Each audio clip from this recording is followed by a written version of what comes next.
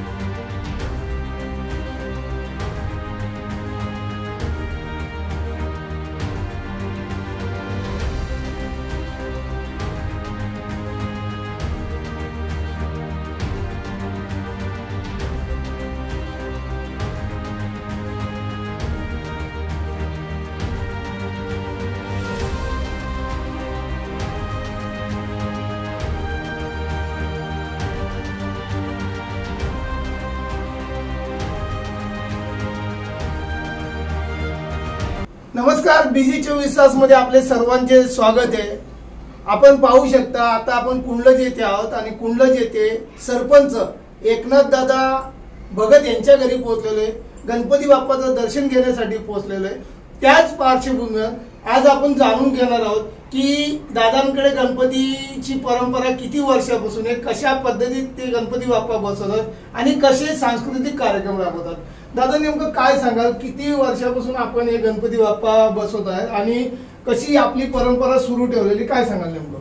गणपती बाप्पा हे आमच्या वडिलापासून स्थापन होत आहे आणि आम्ही ते पूर्ण कुटुंब एकत्र येऊन सांस्कृतिक कार्यक्रम करतो आणि लोकांना चांगल्या याच्यातनं संदेश चांगला मिळतो.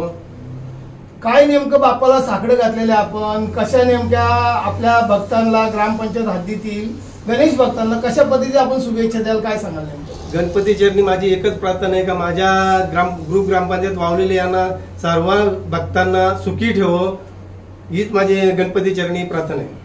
पक्षाच्या वतीने आता तुम्ही शिवसेनेचे सरपंच आहात, काय नेमकं पक्षाच्या वतीने काय साकडं घातलेले बाप्पाला आणि काय सांगाल? गणपती चरणी मी हीच प्रार्थना करतो का 2024ला महेंद्र शेठ आमदार होतील, हे नक्की 100% देवापुढे साकडे घातले.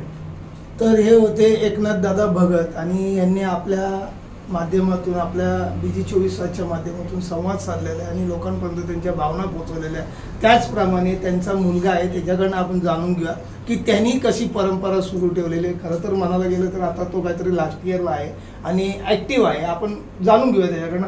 बाळा, नेमकं काय सांगशील, कशी ही परंपरा आपण सुरू ठेवलेली आहे? वडिलोपार्जित वगैरे परंपरा चालत आलेली आणि तीच बाबांनी आता तुला शिकवलेली, काय सांगशील नेमकं कशा पद्धतीत बापांचं आगमन करताय? खरं तर सर्वप्रथम माझ्या सर्व गणेश भक्तांना नमस्कार.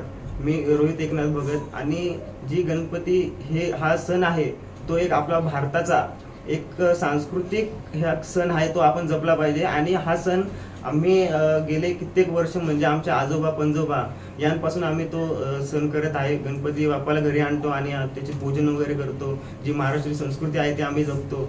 आमच्या आजोबांनंतर आमचे वडील आणि त्यानंतर आम्ही, आणि अशीच ही परंपरा चालू आहे. आणि भारताची जी संस्कृती आहे, महाराष्ट्राची संस्कृती जी आहे ती खरं तर आम्ही जपण्याचं काम करतो. म्हणजे आपले वारकरी संप्रदाय यांना आम्ही भजन कीर्तन असे आम्ही इकडे सांस्कृतिक म्हणजे आपलं काय शुभेच्छा नेमक्या भक्तांसाठी, काय देवाकडे साकडं घातलेले नेमकं काय सांगशील? सर्व गणेश भक्तांना निरोगी आयुष्य आणि दीर्घ आयुष्य लाभो हीच मी गणपती चरणी प्रार्थना करतो. तर हा होता त्यांचा दादांचा मुलगा आणि त्यांनी आपल्यासोबत संवाद साधलेला आहे. त्याचप्रमाणे आपल्यासोबत आत्या आहेत, त्यांच्याकडनं जाणून घेऊया किती वर्षापासून ही परंपरा आहे. त्यांचं आता वय जवळजवळ 75 आहे आणि पूर्वीचे त्यांनी 5वी शिकलेले, त्यावेळेला पावकी निमकीचा हा शिक्षणाचा भाग होता. आता तर खरं तर बघायला गेलं तर ते पाहायला मिळत नाही, पण त्यांच्याकडनं आपण जाणून घेऊया कशा पद्धतीत गणपती बाप्पांची परंपरा सुरू आहे. आता नेमकं काय सांगाल, किती वर्षापासून ही गणपती बाप्पांची परंपरा आपल्याकडे सुरू आहे आणि एक महिला म्हणून आपण हे आपल्या सर्व कुटुंबाला कसे संस्कार दिलेले आहेत आणि कशी ती परंपरा सुरू ठेवलेली, काय सांगाल नेमकं? नाव कोणाचं सांग? तुमचं सांगा ना, बोला नाव. माझं नाव लीलाबाई गोविंद थेर. किती वर्षापासून हे आपण इथे गणपती बाप्पा बसवतोय, काय सांगाल नेमकं आणि कशा पद्धतीने आपल्या कुटुंबाला सांगितलेलं आहे? त्या टायमाला मी लहान नव्हतो. त्या टायमाला माझ्या आईला मूल नव्हता. मूल नसल्यामुळं त्याही देवाला नवस घेतला आणि तिथून आमच्या मोठ्या भावाचा या झाल्यापासून जन्म झाल्यापासून गणपती आणायला लागलो. गणपती आणायला लागल्याच्या नंतर त्यांचा मोठा कुटुंब झाला.